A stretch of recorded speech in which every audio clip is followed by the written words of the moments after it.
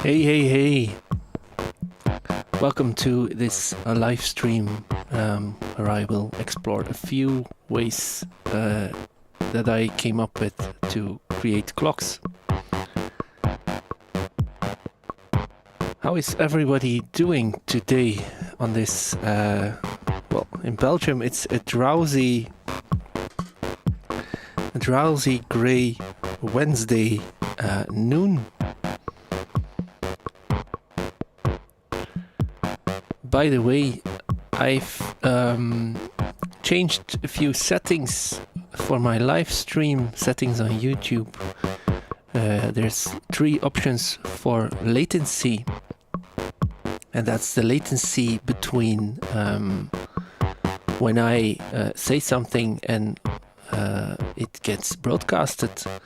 So there's 3 settings. There's normal, there's small, and there's no, it's normal, small, and minimal.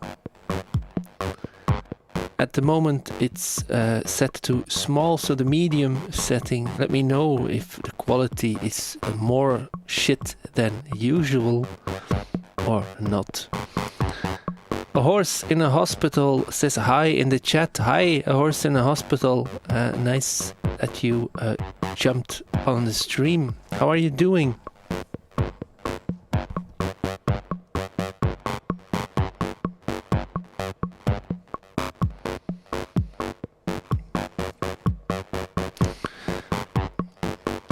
I'm also trying to record the stream in better quality on my Zoom H1N. It's an experiment, really. I'm not sure how that will turn out.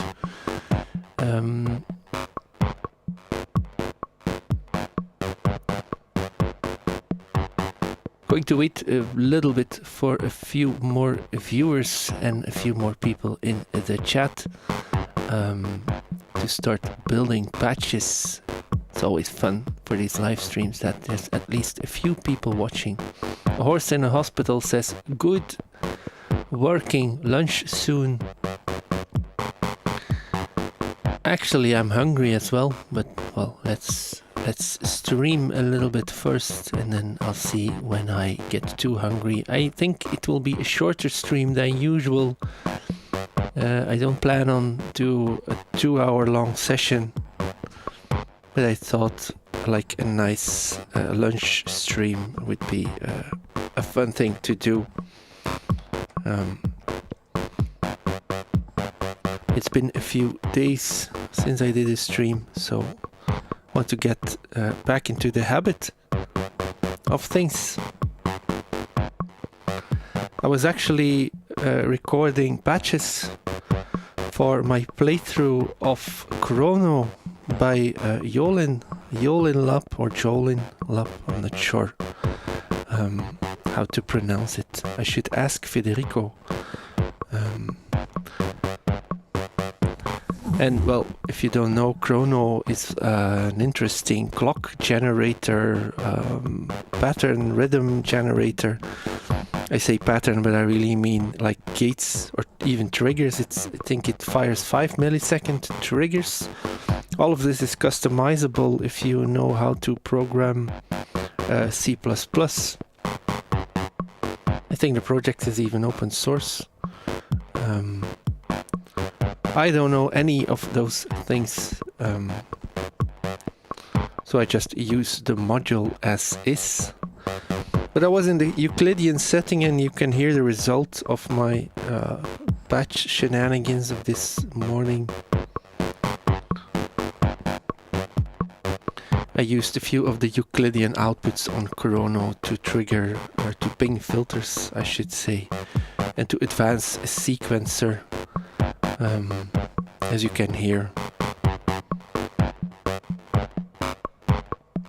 And I was thinking about, hey, I should make some kind of content about clocks. So here we are. I watched a video one time from Colin Benders, the modular wizard from Holland. He hasn't a lot of educational videos, but there's one where he actually talks about building his own clock.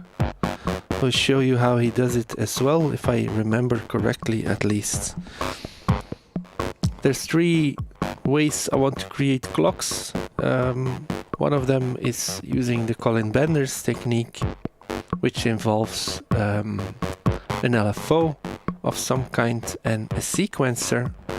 The other one will involve at least 2, but I think I'll incorporate 4 function generators. You'll also need an OR combiner, some kind of way to add those clocks together. A mixer should work as well. And then I'll also, what was the 3rd way? Oh yeah, I thought of another way, using just an envelope or function generator and a clock divider. But well, I haven't tried that, so that's a little bit experimental. Cortical Larva is in the stream and he says, hey my man. Hi Cortical, how are you doing? It's nice that you once again joined the stream. Let me know if the quality is more shit than usual. I changed a few settings. Well, at least I think the YouTube live stream settings are a little bit confusing, at least to me. I'm not very accustomed to them yet. There's really quite a lot that you can, well, do wrong. So I'm glad it works as it is. Cortical Larva says, well, thank you. It's always good. That's good to hear. Let me start removing things here from this patch with Chrono, so I can start building my own clocks.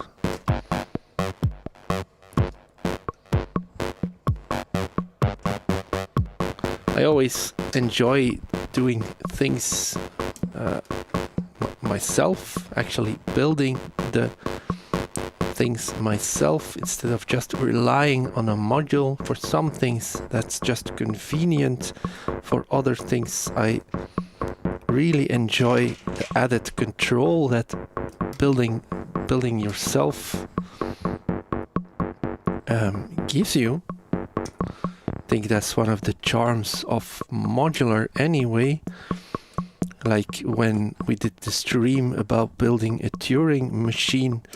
I mean, that's just interesting, well, to me at least, interesting to understand how it all works. And once you understand how it all works, you can start tweaking like the circuit almost. And then you can, well, change a few things.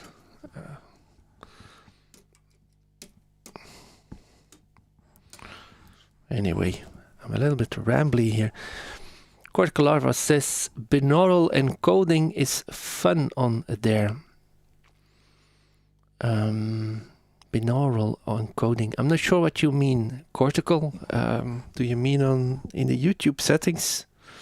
OBS. Ah, yeah.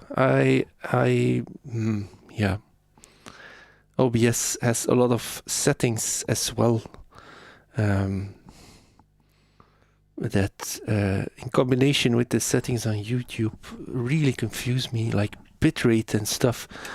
I mean, I know this stuff when I'm talking about audio, but as soon as there's a video involved, I'm really just another noob.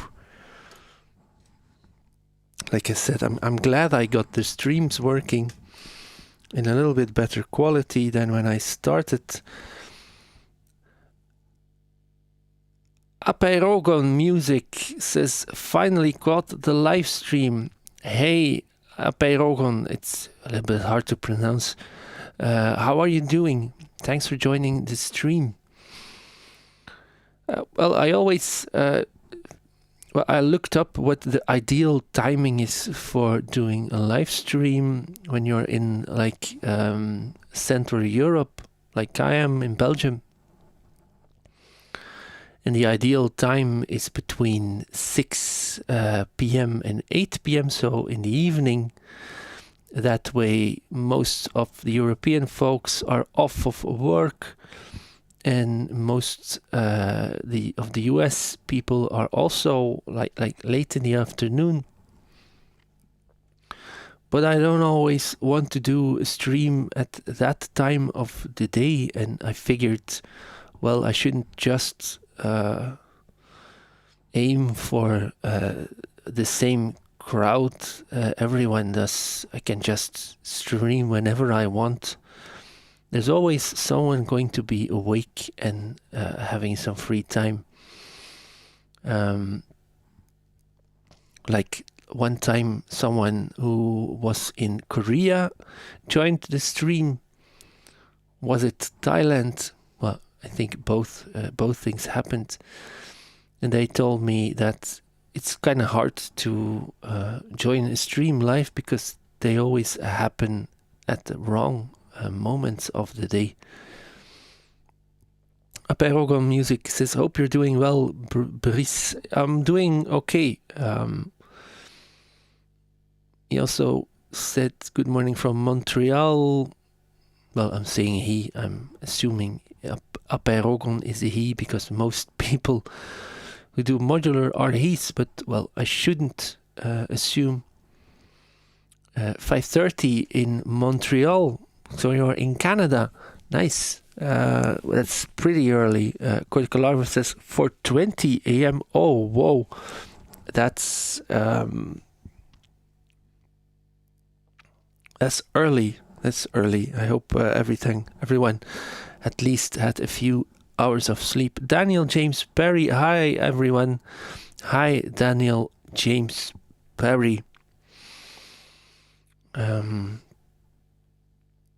So I want to explore a few ideas for clock in this somewhat shorter stream than usual. I want to restrict myself to streaming until, well, like an hour and a half max. Daniel James Perry says 11:28 here in España. Yes, well, that's the same time for me, Daniel. Well, you're in España. España, is the weather nice over there? I know the south got hit by a lot of rain a few weeks ago, while here in the more northern parts of Central Europe, we had an awful drought. But I wonder, it's raining now here, so I wonder what the weather is over there. Perogon says, hola, Daniel, hola. Well, I should finish the stream just before the siesta, right? I'm planning to anyway. So first let's explore the technique explained in a video by Colin Benders. I thought it was an interesting way to create his own clocks. And I think I remember correctly how he did it. So what he did was use an LFO. I'm going to use cycle 5 here by Uranilog Audio Design in LFO mode. You can use it as a VCO as well. I want to use the saw output as a clock. Maybe I should start off by melting the output with link 2, which is an active mult. I should use a passive one, but I'm hoping the active one will not cause any trouble. Sometimes active or buffered mults can do weird things to trigger gate signals, but because this is a saw wave we're talking about, I hope it does nothing weird to it. Let's see if I can trigger something with this. Maybe I should just go for a boring hi-hat to set like the tempo of the clock, or to let you hear what the tempo is. So this is going very slow. There we have a hi-hat. I hope that you can hear this. I'm sure you can.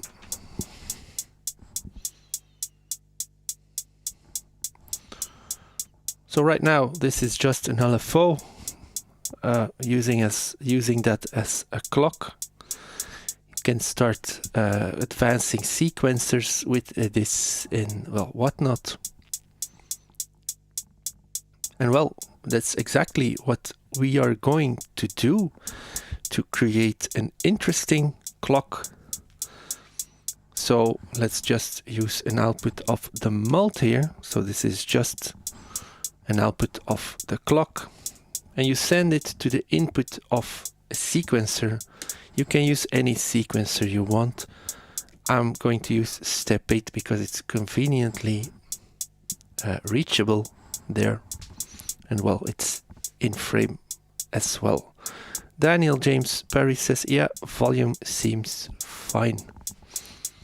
I've also been looking out with the OBS. It hasn't crashed on me yet.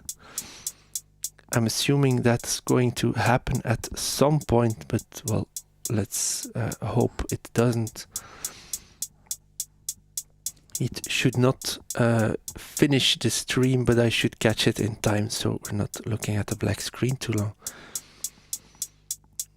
Aperogon says volume is fine here as well.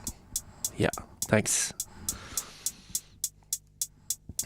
I want to change the length of my sequencer to 2 steps for now. On step 8 I have to do this with a patch cable. I think you can see the sequencer advancing here.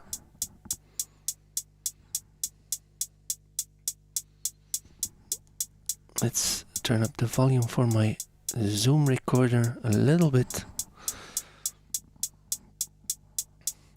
And if we use the output of the sequencer to sequence our LFO, so we're sending it to the volt per octave input. If your LFO does not have a volt per octave input, maybe it has an FM input, use that one. Cycle 5 only has volt per octave inputs, so you have to use those. And then if you change one of the steps, you change the pitch of one of the steps, it should also change the frequency of the LFO.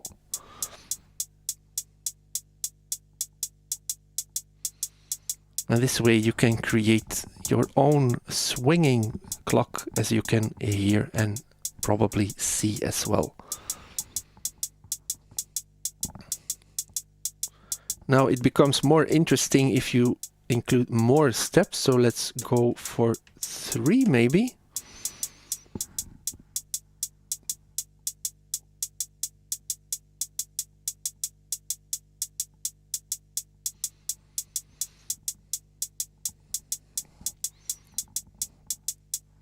And let's go for 4. That's going to work out better.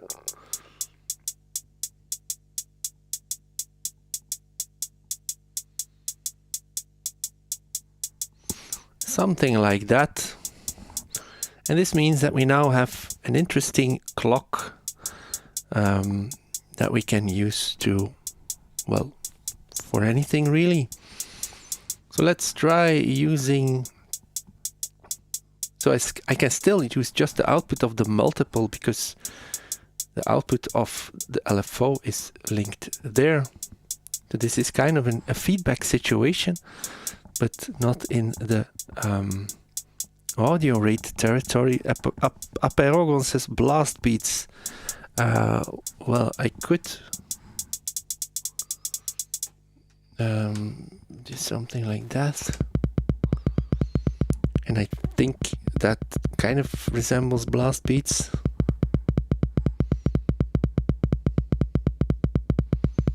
Well, let's go for the hi-hat. It's a little bit less boomy. So maybe let's just use an output here of our clock to advance another sequencer. For this I will be using Moskwa 2. Let's, I'm wondering what synth output we should use. Maybe, well, I had some nice results a few days ago by mixing all three outputs of Odessa on into a filter here. So let's try that. We can use the bandpass output.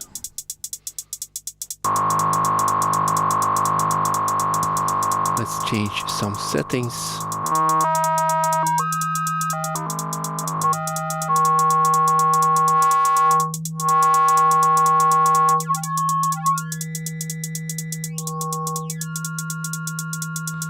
Let's add a little bit of modulation coming from orbit 3.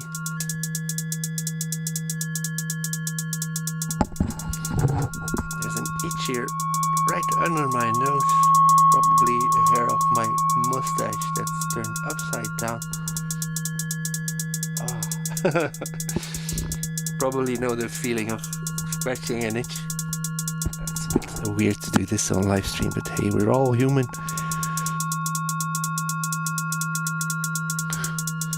Let's tune down Odessa a bit.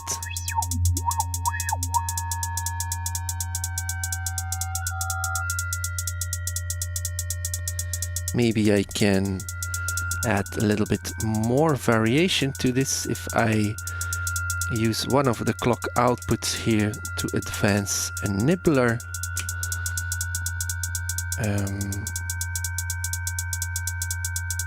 I did it wrong here. I'm using an input instead of an output. So maybe let's go for this.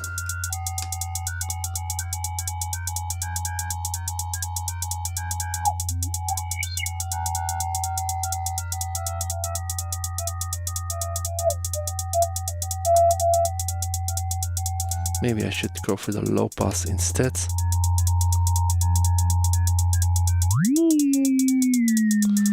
Let's just find an interesting...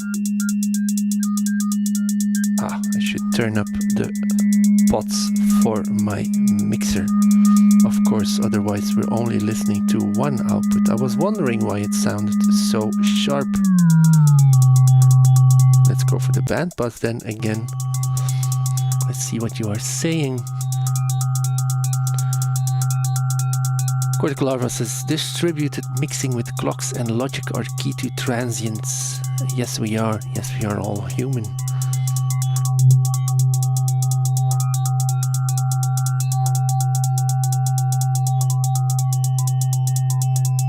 I think that sounds pretty interesting.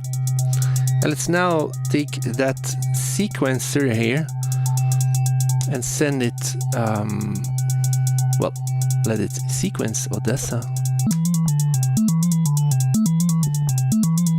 Now it's still doing the same thing as before, of course. I haven't changed.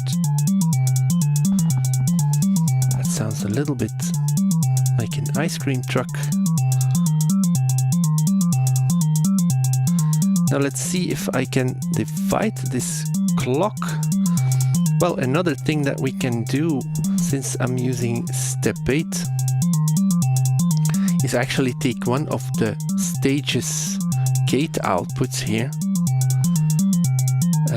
which means that it will follow the clock, but will like be divided.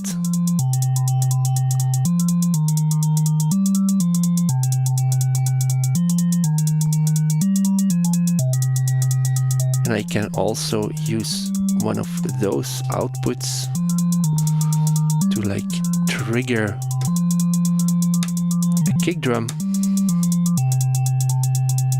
Let's use Mandrake if I can reach there. Yes, I can.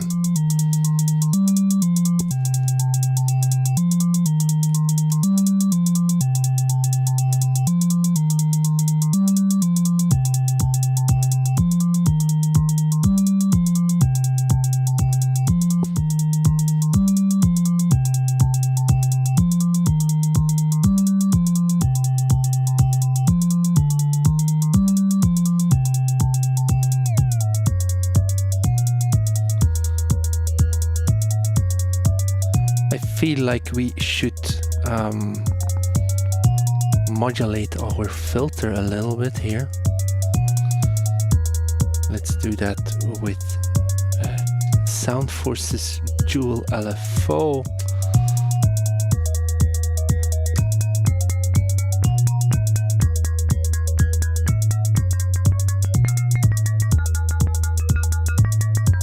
That sounds really interesting, actually. I wanted to try a sine wave.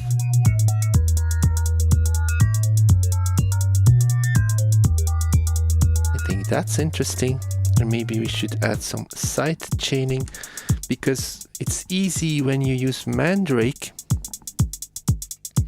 Mandrake has this envelope output that sends out like an inverted version of the envelope using, well, that is used for the kick drum. There's also an offset already, so you can just use it to modulate your VCA, like you can immediately hear.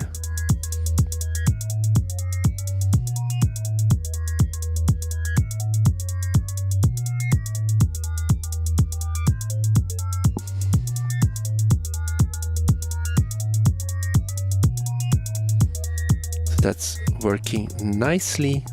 Let's just add a snare drum, but for that I will have to do some logic here with compare 2.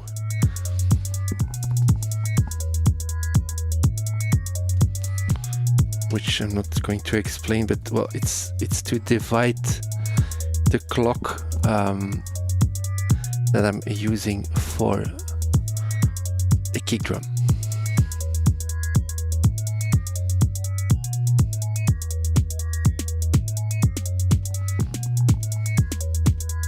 That's not right.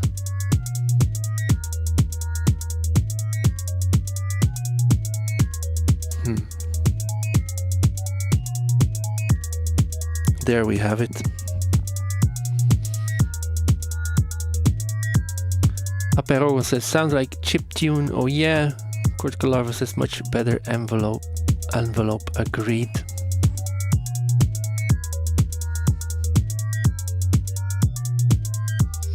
I think this sounds nice.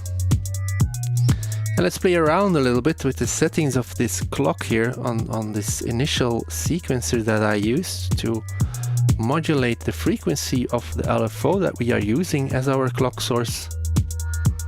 So if I change the steps, like the voltage of the steps, you can use any sequencer you want, but if you change the voltage, it will affect the timing of your clock.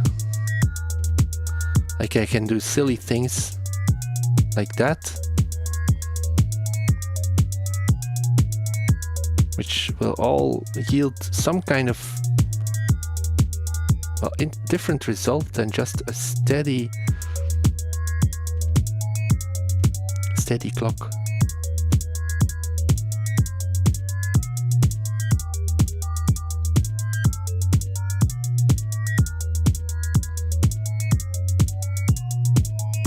think that's pretty interesting.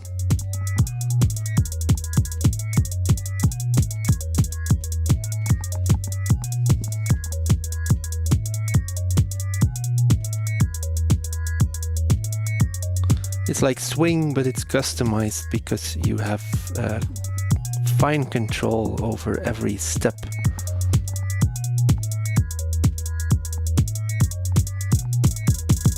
Then you can go haywire with your tempo if you start increasing the voltage for the steps.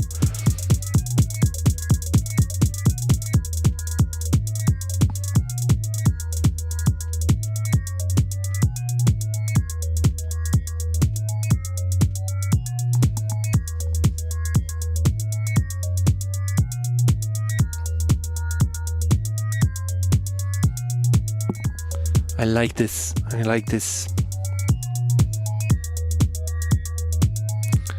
Aperogon says, I hope your horse feels better, dude. I don't have a horse. I have 2 piggies. But thank you. But he was talking to a horse in a hospital, of course. Well, that's awkward. A horse in a hospital says, neat shuffle.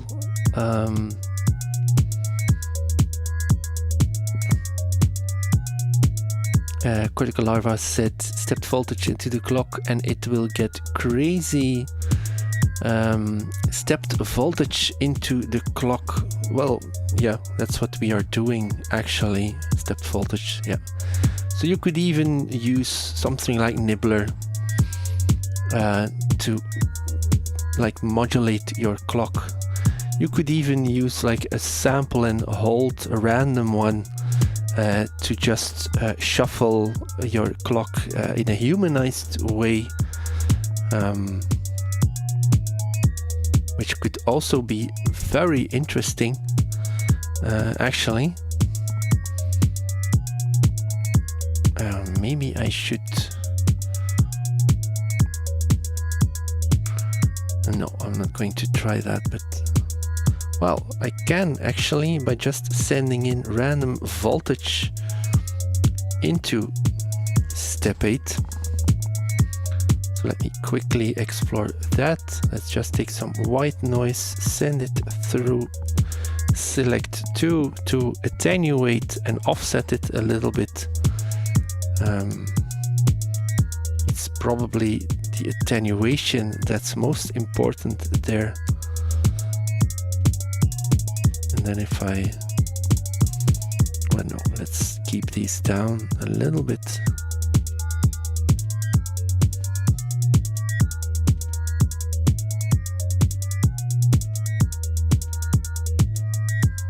So now we have completely randomized our clock. Cortical Larva says, I was referring to using it for glitch techniques. Yeah. So now we have, well, it's a little bit exaggerated, of course, but we have kind of a humanized clock here. If you turn it down, like the randomness, this should sound pretty interesting.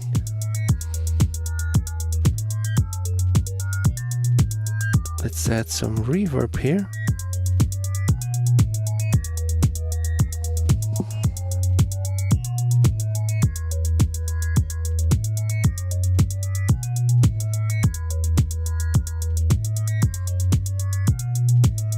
Yeah. Throw a wrench in it, as Zappa would say. Throw a wrench in it. My dad used to be a huge, well, he probably still is a huge Zappa fan. I kind of grew up listening to that music.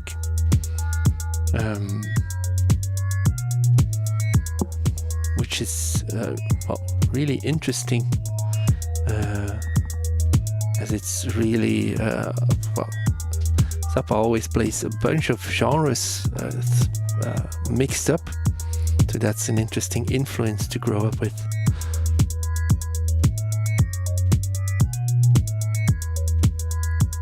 Let's increase the randomness to maximum.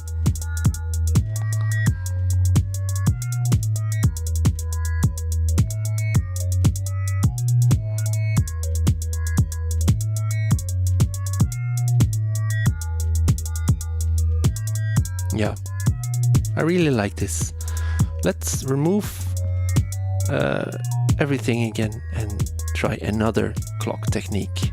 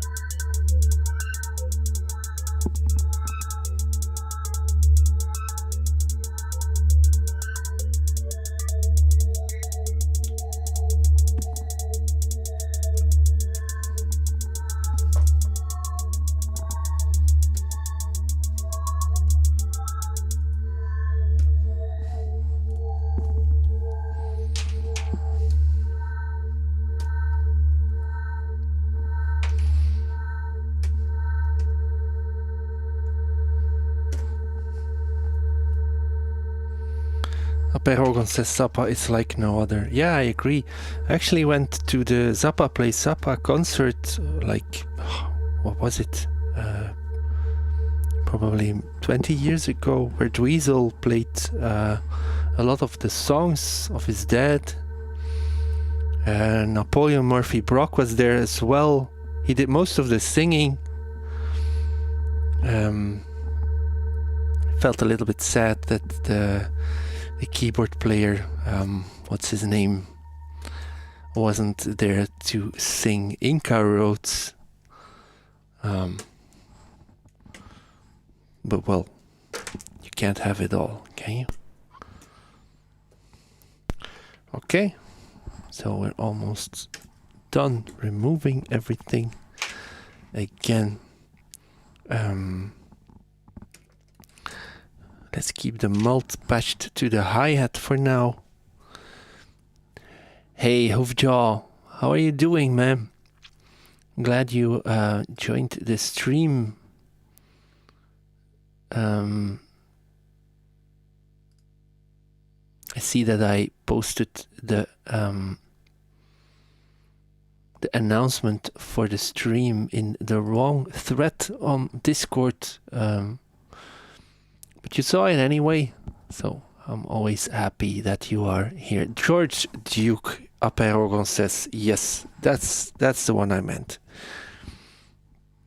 I mean, his vocal performance on Inca Road, to me at least, is iconic. It's awesome. I love it very much. It's a very nice song. I also like Waka Ja Waka a lot. That whole album is great. Anyway, we're talking about clocks, Hoofjaw. I just demonstrated a technique that I picked up from a video of Colin Benders, where he used an LFO to as a clock, and clocked a sequencer with that LFO, then used the output of the sequencer to like shift the frequency a little bit off said LFO, creating kind of, you can create humanized clocks with that, or swing, shuffle, blast beats even, like we explored for a brief moment.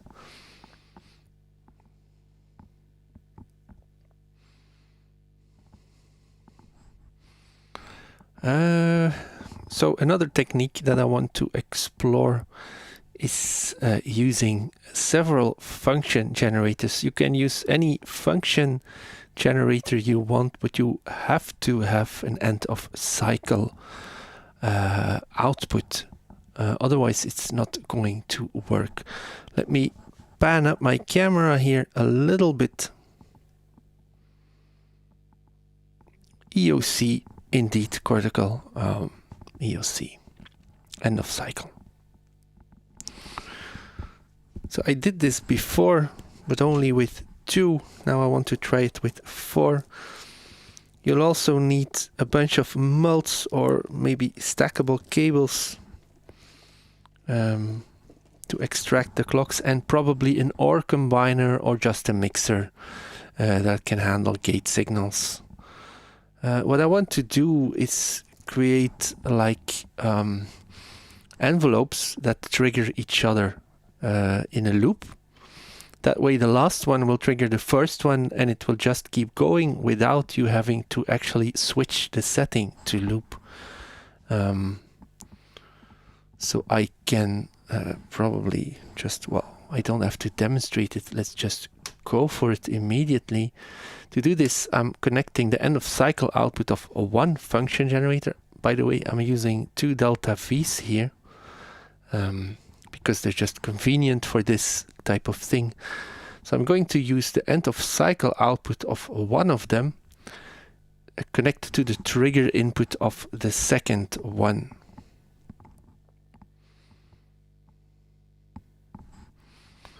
Then you can use the end of cycle of the second one and trigger a third one. And then if I find another short stackable cable here, well, let's go for this one instead. So then connect the end of cycle output of the third one to the trigger input of the fourth one. And well, maybe you guessed it already, we also need to connect the end of cycle of the fourth one to the trigger input of the first one. And now if we just let one loop for a brief moment, we should start seeing that our clocks are going here. Let me try and zoom in so you can see it a little bit better. I hope like this is okay. So you can kind of see here. Let me take this mount for a moment and go handheld. So you can see there, if I focus, that our clocks are going. I had to get them going by cycling one of them just once, and then they start triggering each other. Okay, I think you get the idea. Let's zoom out again because I want you to see the rest of the rec as well. Now I have to focus again. Well, let's just do it like this. So now the envelopes are well, doing their thing, and now we need to extract those end of cycle outputs and combine them on a mixer, or maybe like I will do here. Just use an OR combiner. I can use Bitmix from Schlappy Engineering. But you can really just use a mixer. Don't be afraid to mix gate or trigger signals. It won't blow up your modules, since in Eurorack everything usually even clips around 10 volts, but well, in the worst case it's just going to clip at 12 volts, and well, these modules are designed to be able to withstand 12 volts, so it's not a problem. So I'm combining these two and these two on a channel of well, bit mix, and then I'm going to combine the outputs of those in another channel, so I have the combination of all 4 end of cycle outputs.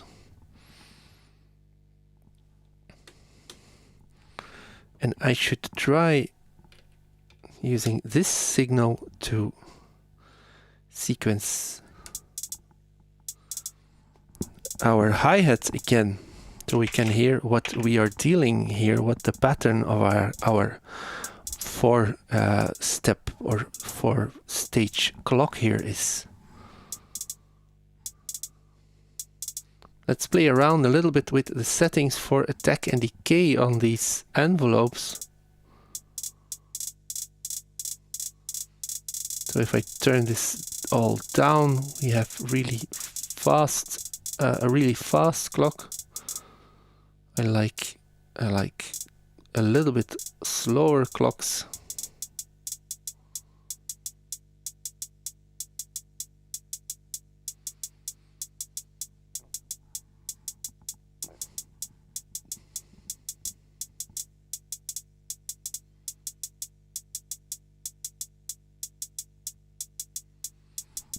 I really like this a lot.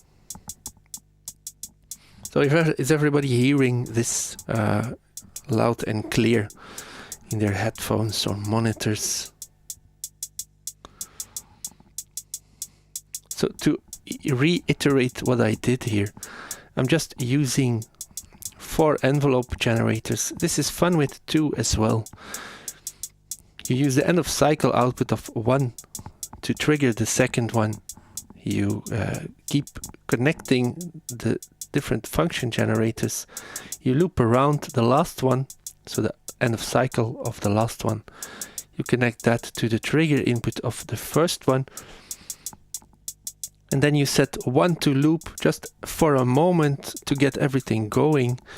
And then if you combine those end of cycle outputs, you will have to use multiples or stackable cables to be able to still extract those. If you combine those triggers with a mixer or an OR combiner, and use that signal as a clock, you get something like this.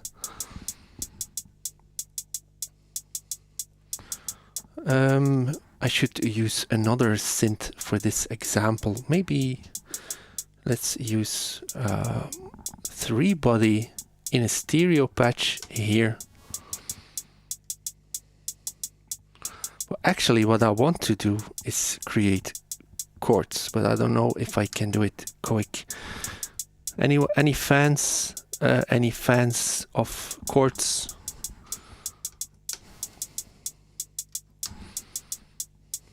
Chords in modular are somewhat kind of an interesting, difficult topic, maybe even.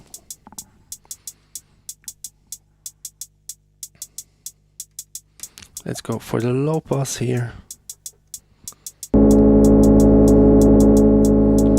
So that's already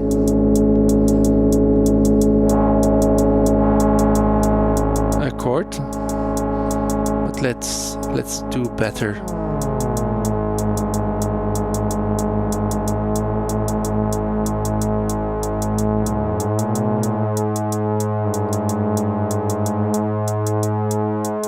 Okay. Just want to show you how you can kind of build chords quickly. So there's different ways to go about this, but I like to use like step 8 as an analog shift register for this. Analog shift registers are great for like what's the word? Like creating several lines of melody from one melody source. Let's just use an output of this sequencer here, Moskwa 2. So I have to clock it with our interesting clock there. If you just send the CV from that into the shift register to the signal input, and you connect the clock to the shift register as well. Set step 8 to shift. Would a precision adder work? Well, it depends on what you want to do. The technique that I'm about to do is not related to precision adders. Another way that I usually make chords is by just sequencing 3 lanes of pitch data on Mimetic Digitalis, which is there. Here. It has 4 lanes of CV. Those are easily tweakable. So that's one of my favorite choices for creating chord sequences. Let's see if I can get all of this into focus a little bit more. I don't like the visuals being blurry all the time. Anyway, so now I'm using an analog shift register, which is just an easy way. And if I now use the different stage outputs of this shift register, this will give me different copies of our original sequence. This means that I can create chords with them from one melody sequence.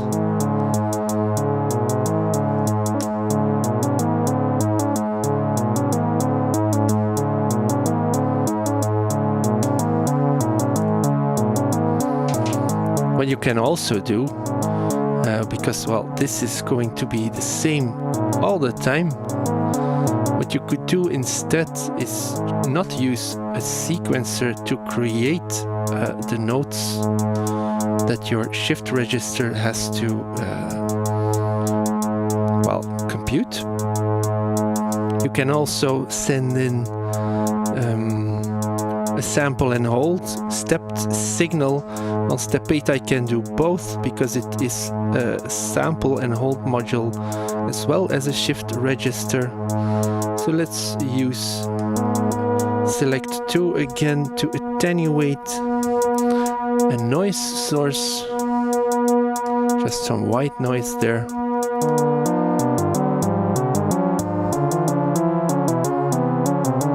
You can hear that this is all out of tune, which I actually quite like at the moment, but let's go for a more classic situation here and quantize that one lane of stepped voltages that we are creating. Let's go for something minor here. Maybe we should add a tritone to this.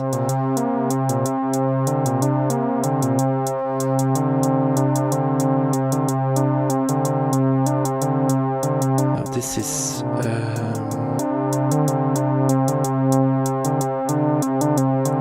there's not a lot of variation going on. That's because I attenuated the noise too much. I liked the minor sound more.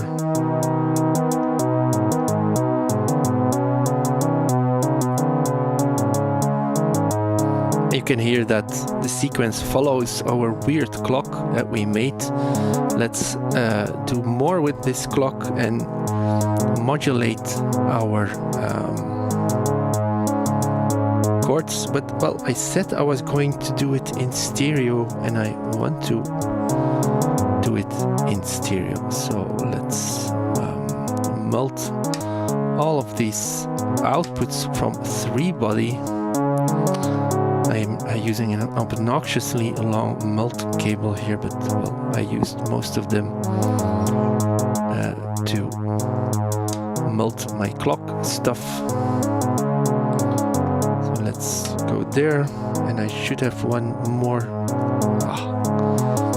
Luckily I have one more.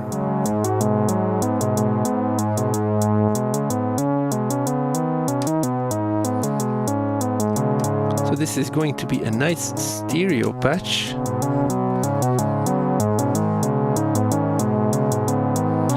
Peroron says patch is turning out really nice. Oh, I missed a lot of things in the chat. Horse in the Hospital says 3-body in ratio mode is a good source for chords as well. Yeah, if you want like chords that are well, always the same chord shape but transposed, that works really well. An interesting tip is to send really attenuated LFO into the transpose input, which I will actually do in a minute because it sounds really rad and I want to show you how it sounds. Peroron says love chords, they're difficult or more tedious to put together but always worth the time creating. Yeah, the reason I'm doing it now is because I want to show you that once you have like your method in your head, it's not that time consuming. You just have to, well, it takes some practice, of course. Let's see if we can get this to work.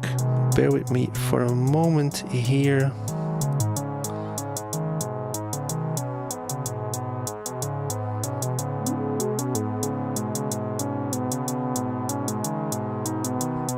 And of course, something in stereo only works when both sides are different. So let's modulate the frequency of these filters with an output of this chaos oscillator here.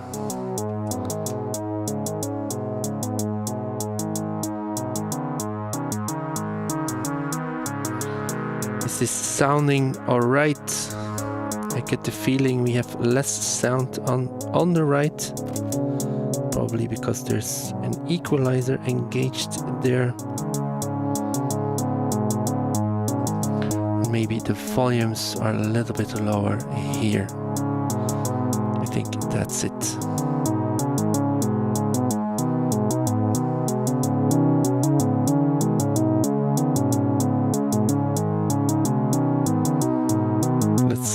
To get this to sound balanced. Yes, I think that's it. A Horse in the Hospital says it can also transpose side oscillator ratios. Yeah, you can do interesting things with the ratio mode on 3, but currently I'm just using the free mode, so I have 3 oscillators that I just control separately. I like to have total control, so it's cool that 3-body gives me the option. Now let's send a really attenuated sine wave LFO into the transpose input.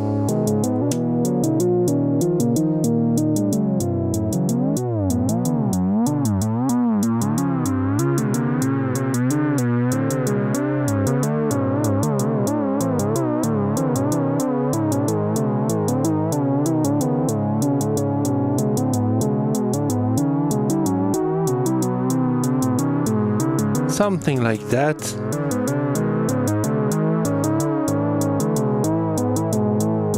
And I also want to use, well, that's something I wanted to show you. You can use your envelopes that you use to create the clock. You can use any of those to modulate other parameters around your rack. Let's just take the sum output of the last 2 here in the chain and let's use those. I need another mult here, so let's do this.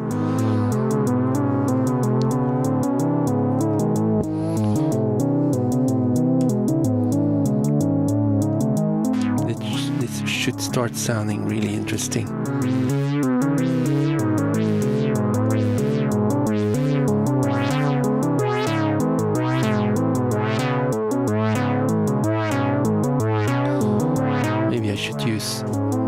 Some output of the first pair here.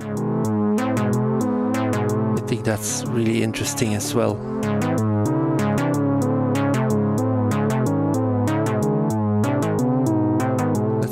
more subtle. Let's turn down the frequency a bit on these filters.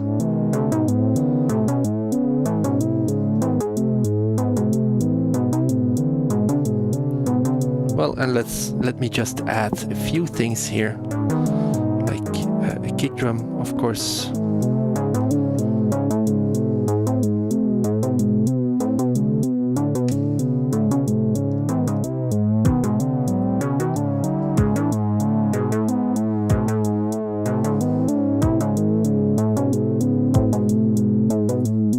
Let's do the trick we did earlier.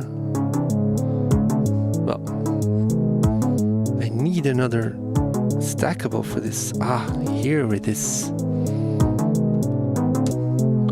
Let's create some sidechain on our synths here. I'm a sucker for sidechain. Well, it's not really compression, but the sidechain ducking. I really like this sound. I probably overuse it, but hey, it's my life. I can do what I want.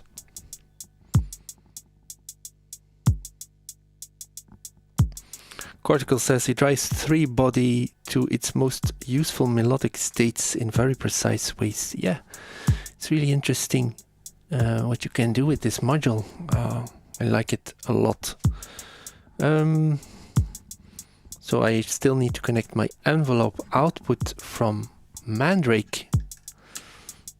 You can make your own ducking envelope, but well, you need to invert the envelope from your kick drum.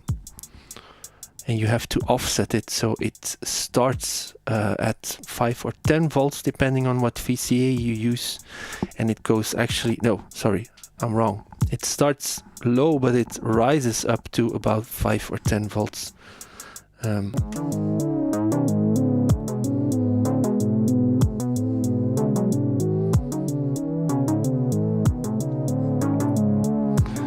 And let's use one more of the clock outputs here, like the weird clock we made to, you cannot see what's happening here down below. So this is Zularic repetitor. I like to use it in the probability gate setting, which is the last setting of the new menu. I know there's two like main settings on Zularic repetitor. You have 16 new patterns and 16 old patterns. The last pattern of the new is not patterns, it's actually a probability gate situation, which I really like using for percussion and drums, because it creates kind of linear drums. Well, not really, but it can sound like linear drums, and it does it all for you.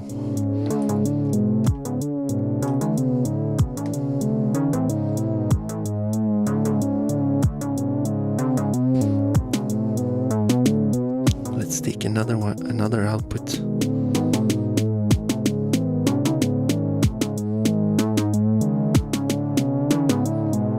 And let's just ping one filter with this to create a little bit of percussion on the side. I'm going to use Collide 4 because it gives me an easy way to create something in stereo.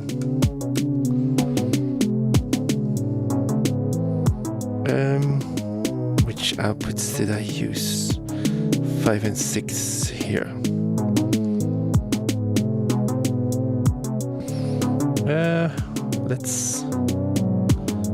I hope this won't be too loud. We should hear something.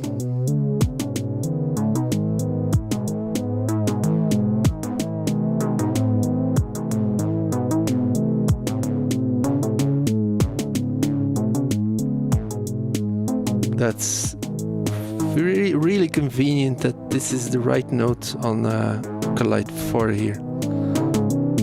Well, let's just stick to it.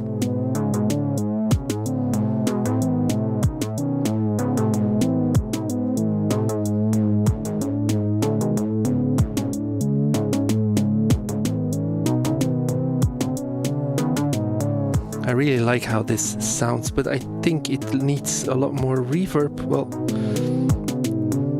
I only had reverb on the left channel, so that's a little bit stupid.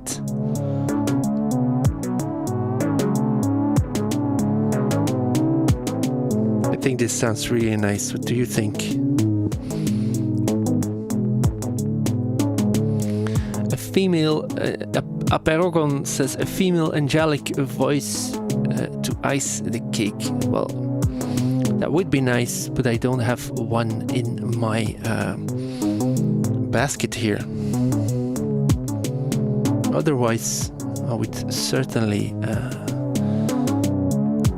go with that suggestion.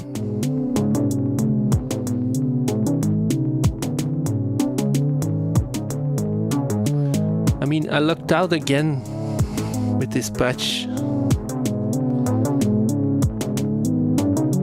Well, I'm happy I did.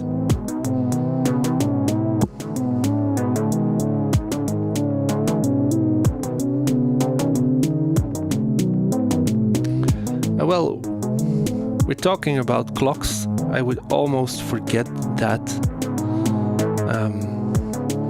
So maybe let's, now that everything is running, let's change a few settings here for the function generators that we used to create this swingy shuffling clock. Let's hear if we can break down this patch to something that feels different.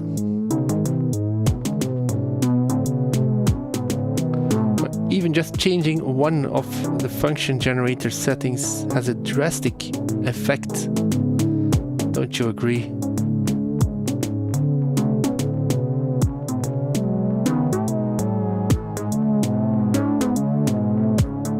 I mean, this already sounds completely different, which is pretty awesome actually.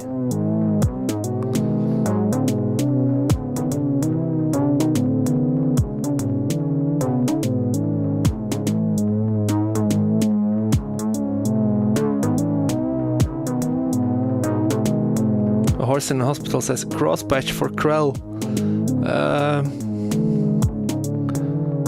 Yeah.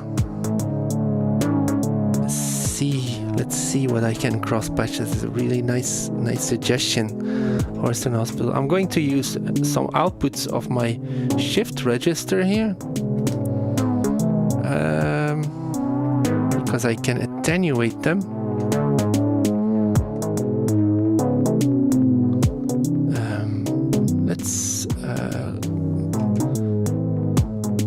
Let's use them to control the decay lengths of my envelope here. I'm just going to let it control 2 stages.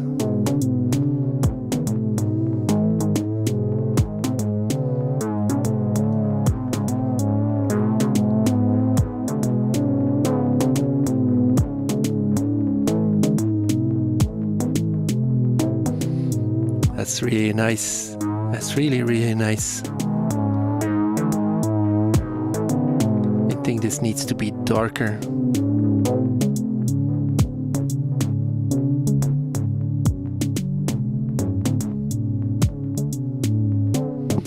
Let's... I removed... no, I didn't. Let's send the chords through Doppio for some distortion. I think that will work nice in this patch.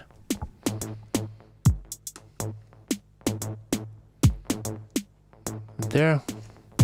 You can use Doppio with the 2 channels in series, but you have to patch it up. Otherwise you can use 2 sides or the 2 channels, if you will, as stereo with shared settings, of course.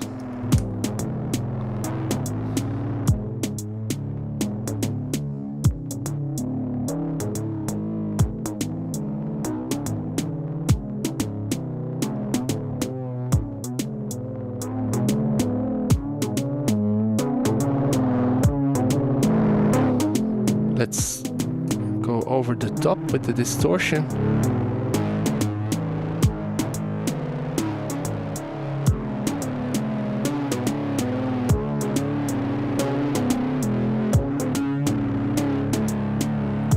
How's that sounding?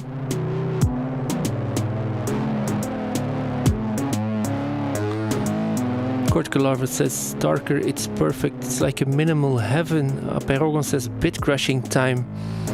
Well, I don't have a spare sample and hold, so I can't. Can I? No, I don't really have anything that I can use to bit crush. And the sample and hold is really for sample rate reduction. Perogon says Brice always makes these beautiful melodies with dark melancholic touch. Yeah, I really like that vibe, and well, that shows.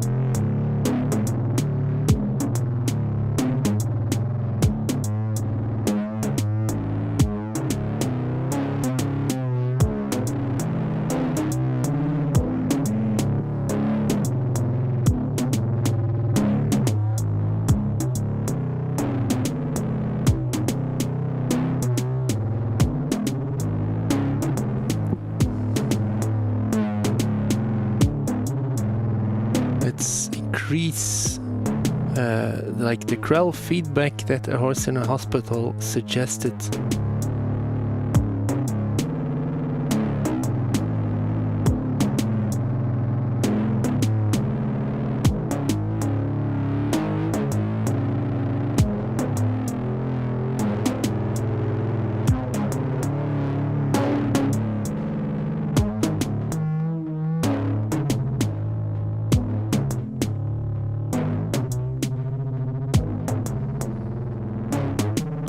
Horton Hospital asks, by the way, any particular reason you went for Manhattan analog filters? A lot of it has to do with the large knobs. I like a filter with a large knob for the frequency. And well, one of my first filters was the Manhattan Analog MA35, which is an MS-10 clone, because I really liked the sound of an MS-10. I didn't really care about the form factor or anything else. I just read MS-10 clone and I just had to get it. It was nicely priced as well and available locally from someone secondhand, so that was a no-brainer. And I really just got used to using that giant knob, because I had a Bastel Cinnamon, which is a really tiny 5 HP filter with a really tiny wobbly knob on it. And then I had this one, so I used this one a lot more to tweak, to fine-tune. And then at some point I was able to buy an SVVCF, and I just wanted to try. I needed another filter, and I thought, well, I like the MA35 so much because of the form factor, because it's so well built. So let's give the SVVCF a try. It was also very cheap, cheaply available locally, and well,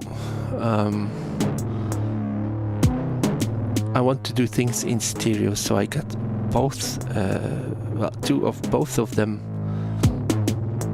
Well, because it's nice to look at, honestly, the 4 in a row there. And I just like the giant knobs and the mixer on them, and having 2 CV inputs on the discrete SVVCF is like a huge benefit for me. Like in a patch like this, I'm using both, And well, the MA35 does not have 2CV inputs. It does have the Volt per octave input, but that one has a built-in VCA, so that's really useful as well. I really like that. Cortical Larva says Steiner Parker is my all-time favorite. I have a Steiner Parker filter as well. The Synthcube version, that's my favorite filter actually as well. But it's really bare bones in terms of inputs and outputs. Cortical Larva says Volt 6 is a good suggestion. Yeah, the next patch I will use Volt 6 for something. Since we're dealing with stereo here and I only have one Volt 6, I could start using the MS mid-side stuff, but well, let's keep this patch as is.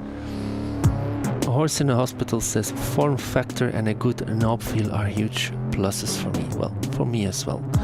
And well, on top of all of that, the Manhattan analog filters are, well, at least when you get them secondhand, they're usually rather relatively affordable, which is also a big plus for me, especially when the quality is just outstanding. So let me just shut up here for a minute.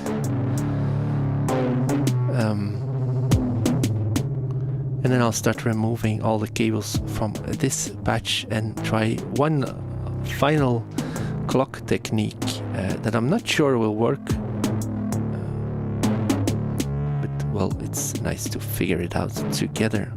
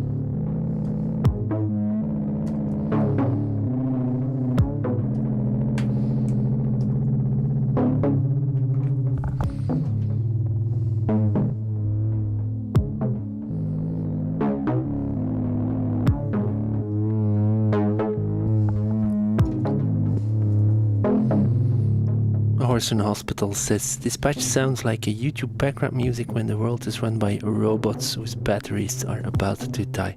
I like that idea a lot.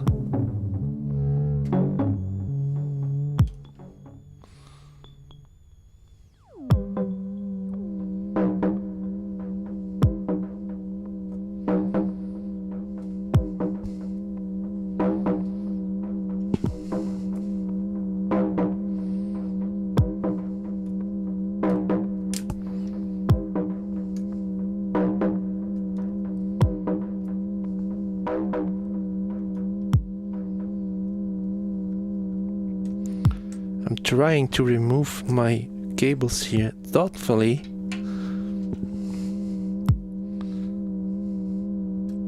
So we don't end up with sudden silence. That can be jarring. Cortical says my Steiner is Manhattan. Well, I'm curious about the Manhattan analog Steiner, but well, I've seen Divkit's video about it, and I really dislike the nasty clipping that happens when you turn up the resonance, which is usual for a Steiner Parker filter. But on the Synth system, the Synthcube version, it's tweaked so it doesn't clip that nasty. And I like the sound of this one a lot more.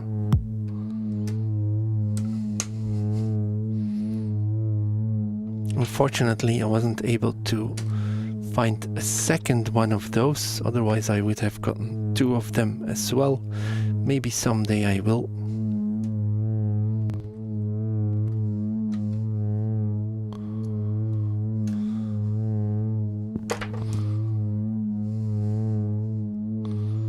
So here we have this.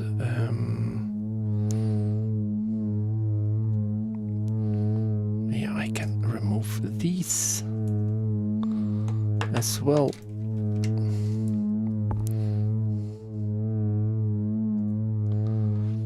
Anyway, I think it's a really nice way to create an interesting clock. The way I just did it with several function generators. Of course, that's a really expensive clock. You can get just as much variation with the first technique that I showed. For some reason I like the function generator technique more. Maybe because that's one that I came up with. And, well, I don't know.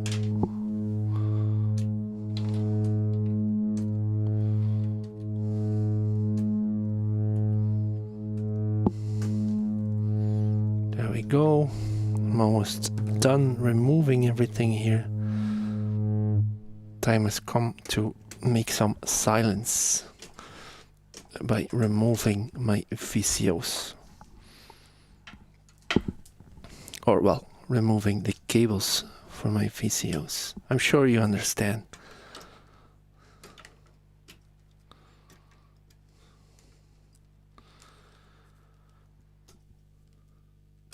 Let's place these here. That's more convenient for me. Yes, there we are. All done. Cortical says mine doesn't clip a lot, but I use bandpass. Yeah, bandpass is going to clip less. I can imagine.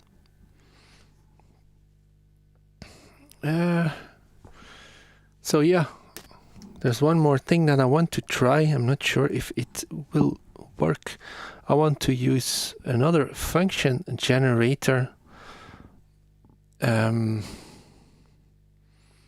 as a clock, but only one. So let's use contour 1 for this. I can pan down the camera a bit. Maybe I can even zoom in. Why not? Let's try getting this. Yeah, it's hard to get the camera. Maybe something like that. Yeah. So let's switch contour 1 to cycling, to looping. I think you can see that it's going there, especially when I make some shade here. So that one is looping. And if I then take well, contour 1 doesn't have an end of cycle and end of rise. It just has a rise and a fall gate output. But that's similar. I see that I also removed my hi-hat. Let's reconnect that. I can do this with a short cable. There we go.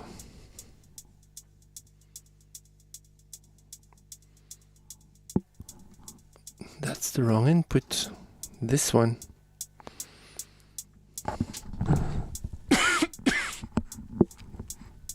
Apologies.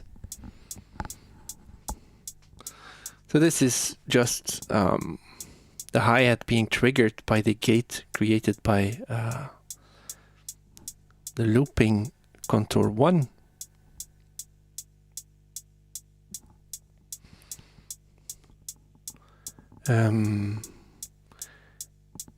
what I wanted to do was just, well, it's really easy, simple idea. Just using one sample and hold to modulate the decay length on the function generator. You can use any function generator you want, but you will need to use one that has CV inputs for decay or attack, or probably most of them have both. So let's create a stepped random or sample and hold CV signal by just patching. I'm going to use step 8, but I'm only going to use one stage of the module, so you can just as well use any sample and hold module you want. I'm not using it as an 8-step, an 8-stage module right now. I'm just going to pretend it only has one channel. It needs a clock to trigger the noise, to sample, sorry, the noise source that I'm sending in.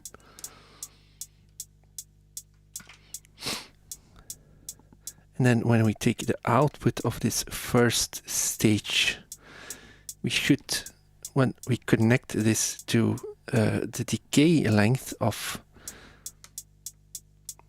the function generator, you should start hearing some randomness.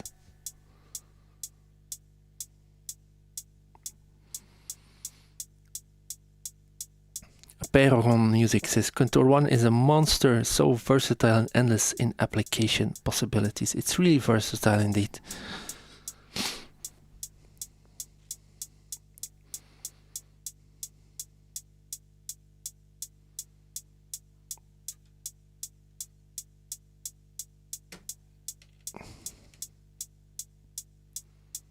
Doesn't matter which output I use here.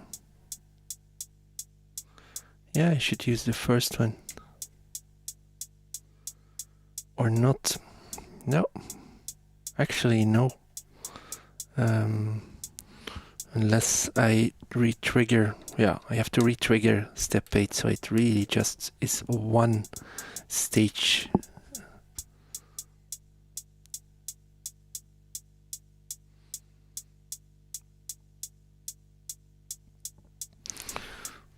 So that's another way to create a random clock, or a clock with some humanization if you want. And you can turn it down a lot, so it's barely noticeable. Maybe let's use this clock to trigger a pattern on Zularic repetitor. This time I will use one of the patterns instead of just the probability mode.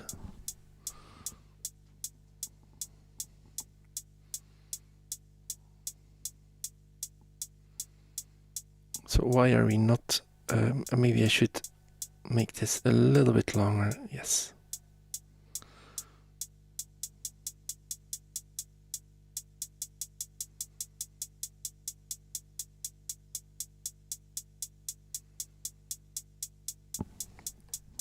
There we go. So right now there's only one hi-hat going, which is a little bit annoying. So let's patch up a nice, interesting synth here. What should I use?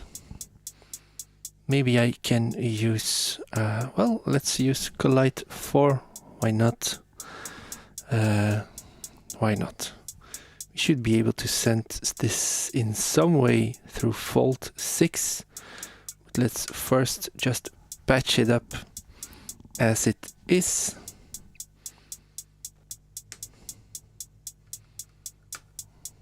Here we go. Of course, I need to generate some kind of sequence for it. Let's use Mimetic Digitalis. We haven't used that one for a while. Let's just go for a 4-stage sequence here. Let's see if I can get some sound out of this. Of course, that's clipping immediately.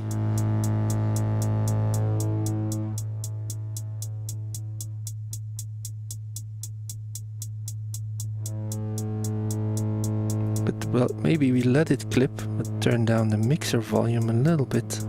That will be better. And then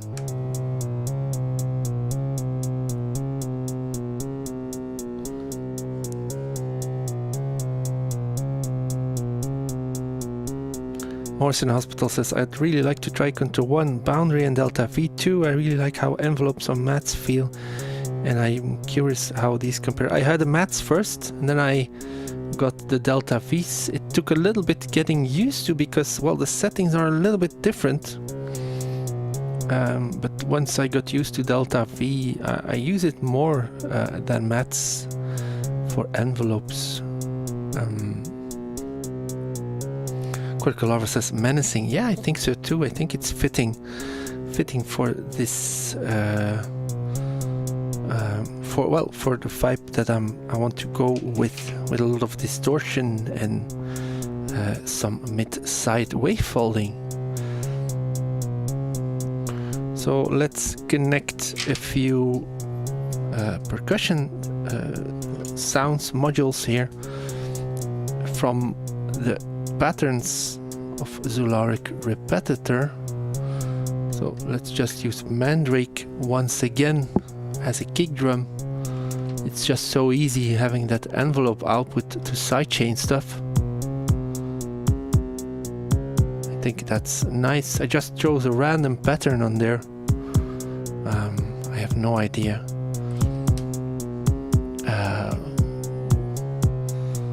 I had no idea what it was going to sound like. Just going with the flow here. Maybe I can patch up a snare drum from another pattern.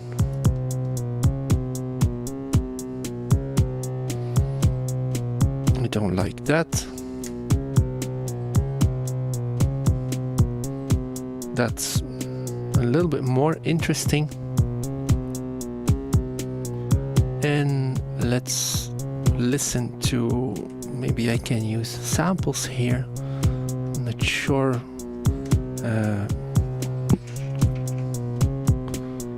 what the sounds are going to be. That's another snare drum. No, don't like that one either. But this is nice.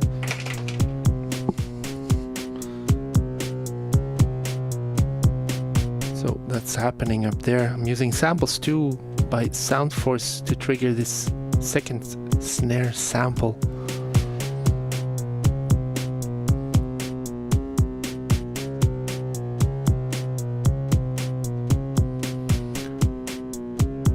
Looking at the chat here, Aperogon says, I never thought having individual access to log or exponential for rise or fall was essential.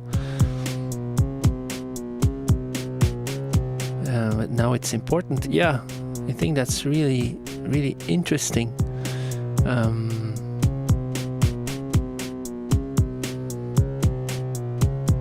Horse in Hospital is talking about boundary layer. Yeah, I think there's going to be sent one to me soon, which I'm excited about. And I think I'll do one of those first batch streams with that, just going through the manual when it first arrives. I think I want to do that live again, just like I did for Chrono by Olin Lab. I'm definitely also going to try to get Eric Schlappy in the chat. When I do so, we should be able to figure that out. Eric already mentioned that he would be glad to join the live stream in some way or other.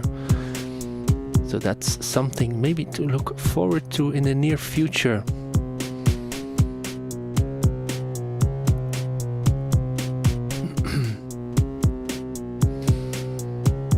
Risharki Desada. Hey, Risharki. Well, you missed a lot, but I'm sure if you look back later, it will be just as interesting. Cortical Larva, Horseman Hospital both share their enthusiasm for my idea of doing the boundary layer live stream with Eric in the chat. Tracy Harms, hey Tracy, nice of you to be here. Can guarantee I won't fall back asleep. Tracy says, no worries, no worries. Just made a few clocks in this live stream, and this last one is just a humanized clock. We don't have fine control over the shuffle, and I'm now just building a final patch of this stream. And I started off by sequencing Collide 4. We're listening to it in stereo.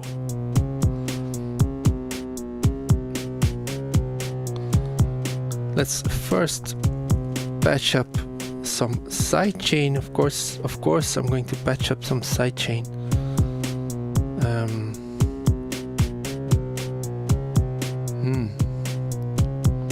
How should I connect this? Yeah, maybe just like this.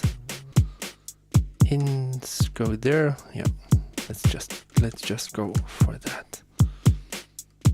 I'm already thinking about cable management for what the next steps in the patch are going to be, but maybe just let's take it one step at a time. So I'm going to use the envelope output of Mandrake once again to control my VCAs, which gives me a side chain, a ducking compression feel, as you can hear.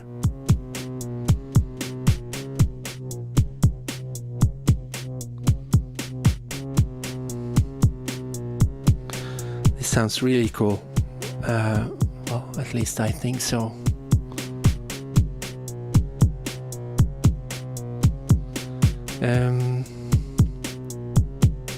Let's increase humanization here by turning up the attenuation for the sample and hold LFO that we're creating here with step 8. I'm only using one stage, by the way, for those that joined later.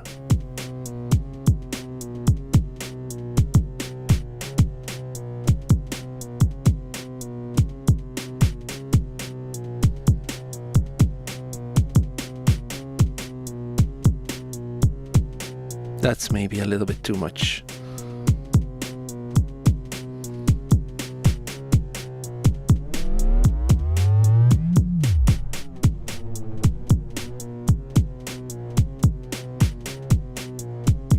Okay, so what I want to do now is, well, I should create some movement here. I'm not sure which parameter to control. Maybe I can just use the low pass filter on Collide 4, and I'm going to use an output of the contour 1, which I'm using for my clock. I'm going to use the regular envelope out to modulate my low pass filter here.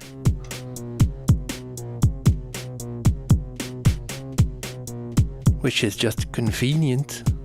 I can also use the inverted output here. Maybe that sounds nicer. Oh, that's really wobbly. Let's not go for that right now, though it sounds interesting.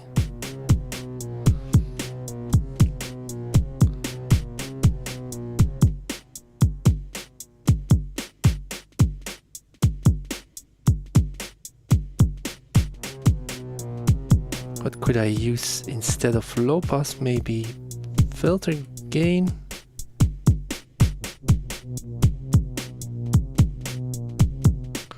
No, I could use, no, that's not working either.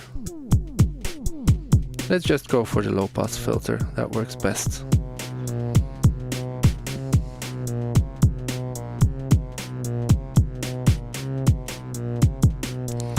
let's send this output of Collide 4 into a mid-side processor. I'm going to use Enhance 2, which is right next to it. Again, very convenient for me. You can hear the clock going completely wonky there, which is pretty cool if you ask me.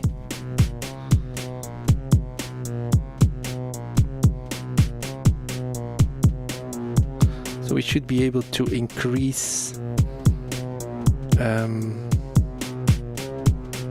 the width a little bit here.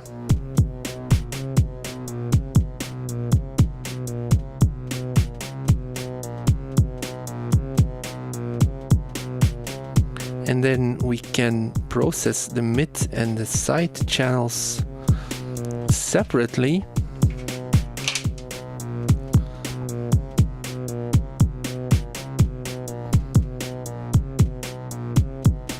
But Brice, Aperogon says, but Brice to the rescue with Compare 2 tutorials. I haven't done any Compare 2 tutorials, I think.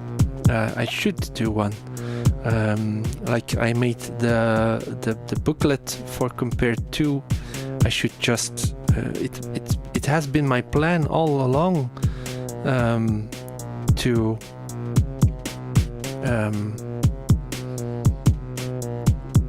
it has been my plan all along. I was reading a Horse in the Hospital's comment there. It's really funny. He says, yeah, this cook is struggling to get home after a party. Yeah, it's go home, you're drunk type of thing.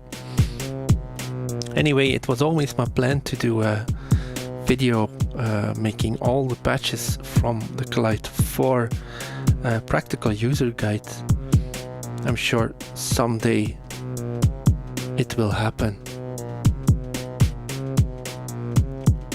So let's process the mid channel here of what Collide 4 is doing through fault 6. Let's just see what happens.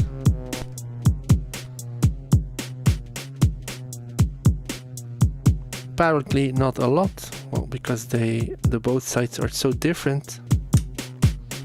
Maybe if I flick this switch.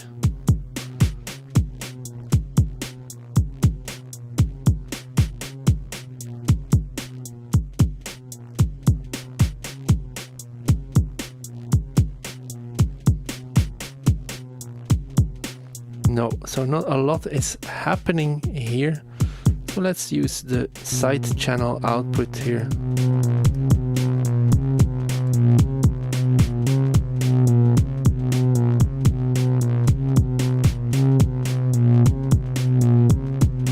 We're actually creating less of a stereo spread,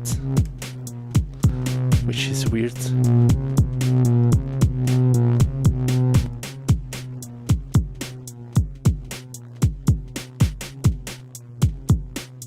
That's weird.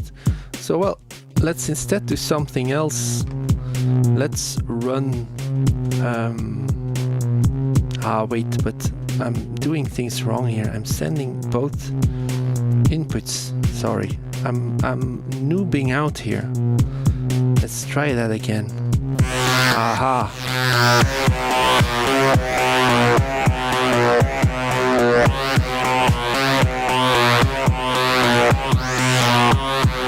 That's nicer. Let's send this. Let's try the side channel just to hear how it sounds.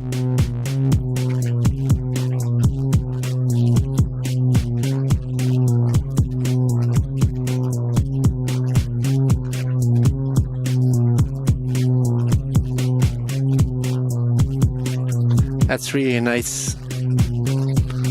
One thing that I always like to do with wave folders is start modulating them at audio rates.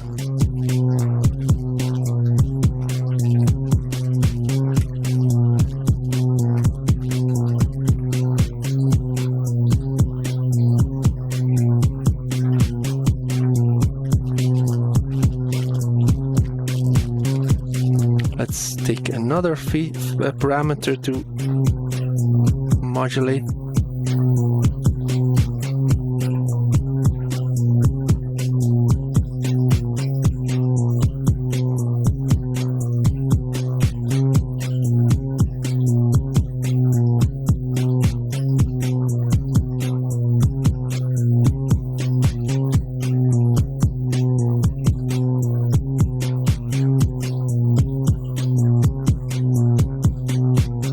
Yeah, that's nice, right? I'm getting inspiration here to do something more here. But let me think about how to do it. I want to create a stepped random. Let's just use Nibbler to create a quick stepped wave. Let's send that into the level of my modulator for the wave folder here.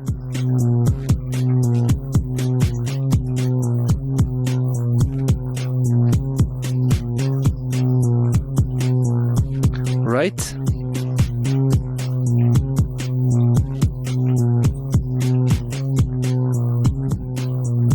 And I feel like I want to add a nice chord to this. So let's once again use the three outputs of 3-body.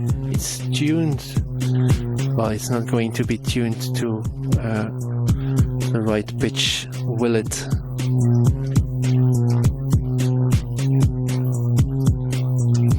But well, let's go for the ratio mode, like earlier people in the chat suggested.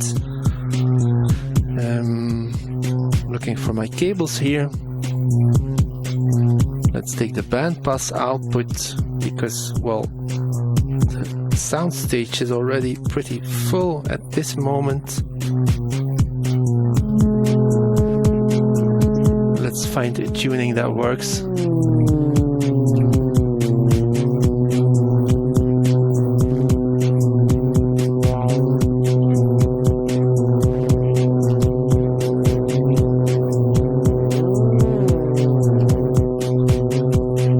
Ratio there.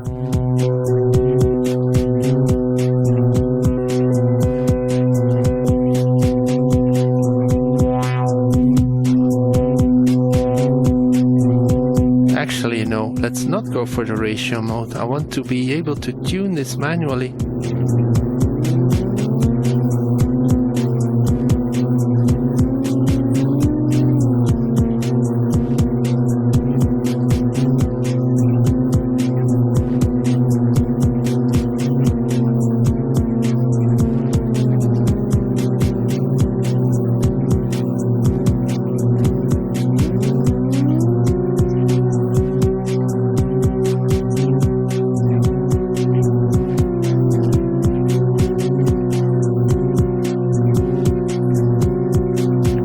Something like that is very menacing.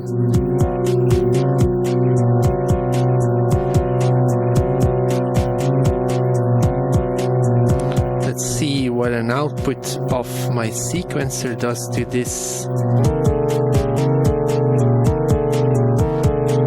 That's completely nonsense. Let's go for another sequencer here.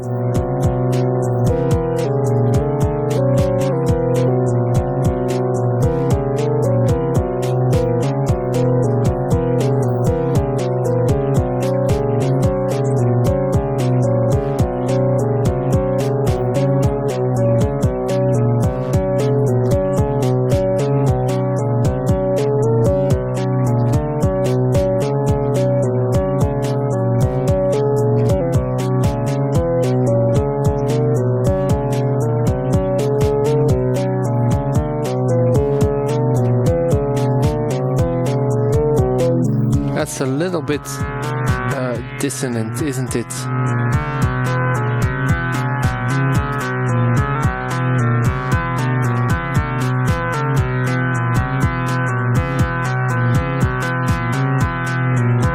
Maybe just something like that works.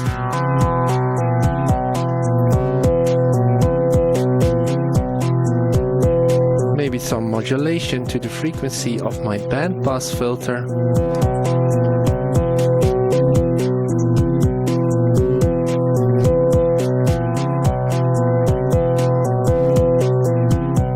Maybe I should just remove the sequencing for the chords.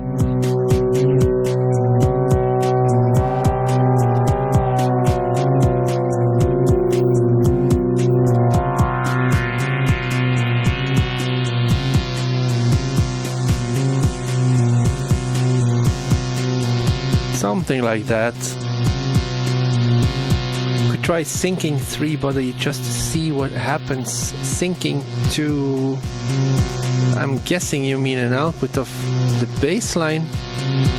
Well, let's just sync one of the VCOs then.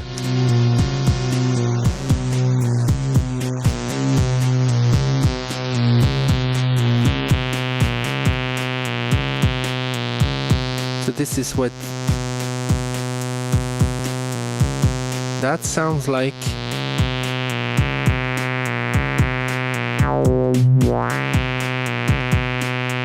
Well, let's bring back in the Collide 4. Let's also sidechain the chordal sound. Where did we? Where did we? Here.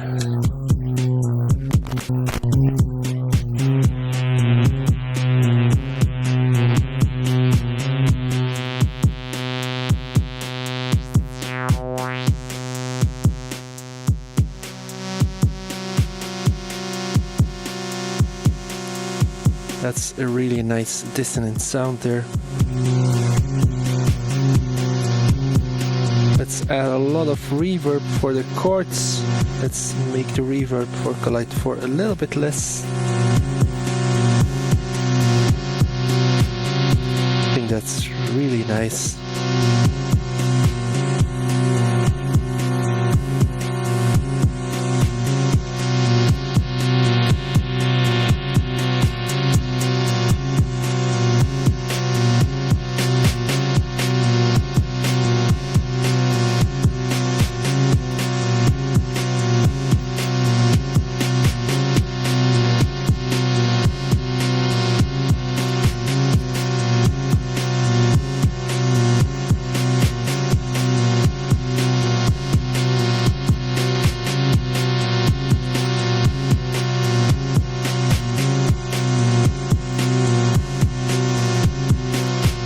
Says missing some gutturals like Mongolian throat singing. That would be cool. Tracy Harm says, I'm liking this. I'm liking it too, Tracy.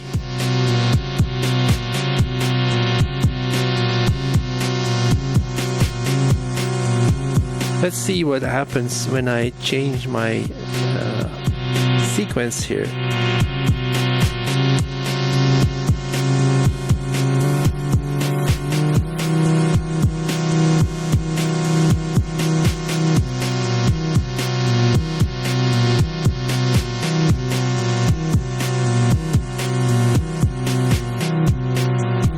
Let's send some noise into the frequency modulation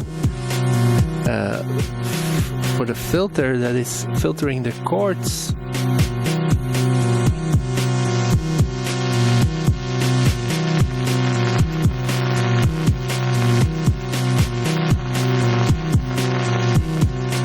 That's creating like this slight imperfection, which is nice.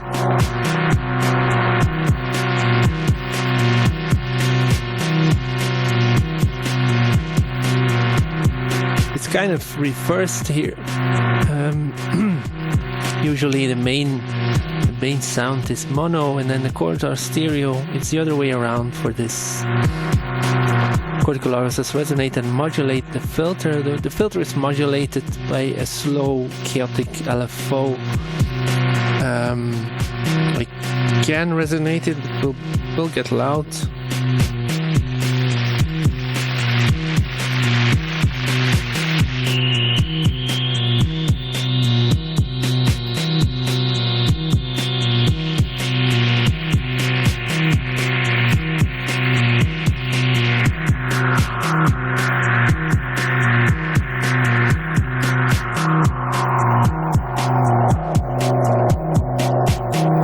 turn the resonance back down a bit. It's a little bit too much.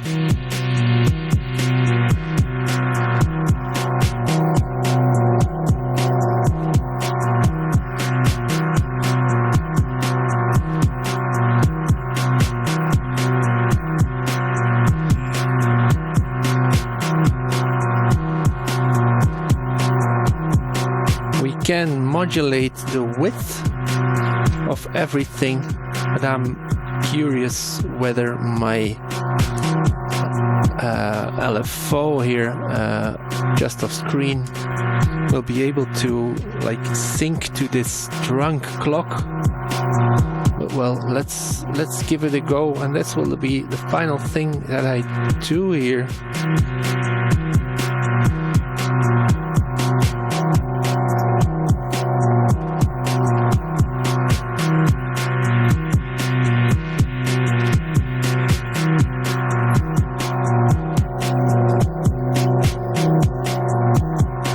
Weird. Maybe I should do it like this.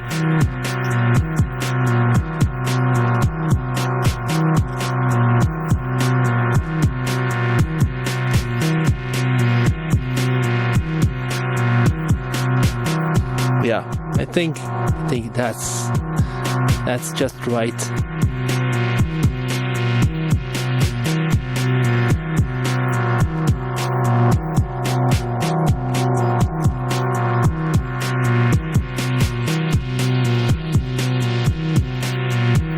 I think this sounds great. I'm happy I'm still recording on my Zoom H1N. This means I should have all of this in better quality, because well, I've tried downloading like the live stream afterwards and using the audio of that, but well, the audio is really shit. Cortical Larva says this has been so rad. Thank you. Thank you for being here this whole time, Cortical. Horse on a Hospital says cherry on top of these squeaks. Yeah, the squeaks are nice, aren't they? I'm just going to let the patch run for a little bit longer. Let's turn up the humanization just a little bit.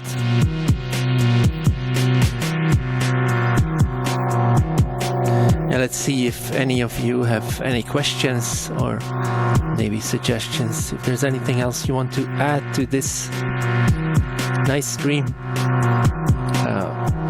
let me know. In a few minutes I will log off and I will go feed my piggies. I'm sure they're already very hungry.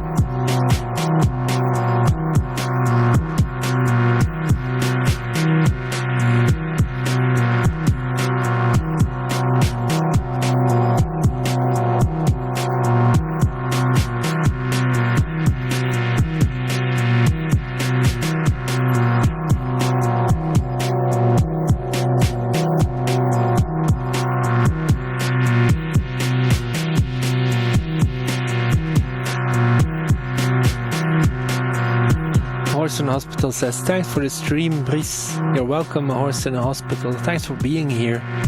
I give the envelope clock technique a shot. It seems fun. It really is. Cortical Larva says squeaks often work. They do. They do. Thank you all for being here. It was again a very cool journey. We made quite a few cool patches together. I hope you enjoyed the 3 techniques that I showed you to, well, do fun things with clocks. I hope I inspired you to go patching.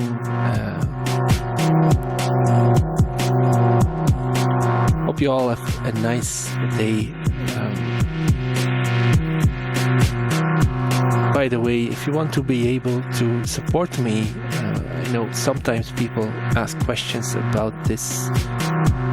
You can do so on Ko-fi and Patreon.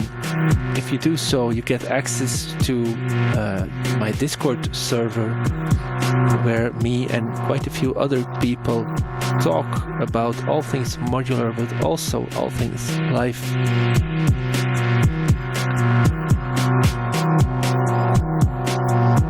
Hoofjaw says, thank you, Brice. Bye. Thanks for watching, Hoofjaw. Speak to you soon. Aperogon says, thank you, Brice, for the great stream. You too. Thanks for being here. Everyone else, Tracy says bye for now. Bye, Tracy. And also Rishaki de Sade and everyone else that I forgot. See you next time. Bye.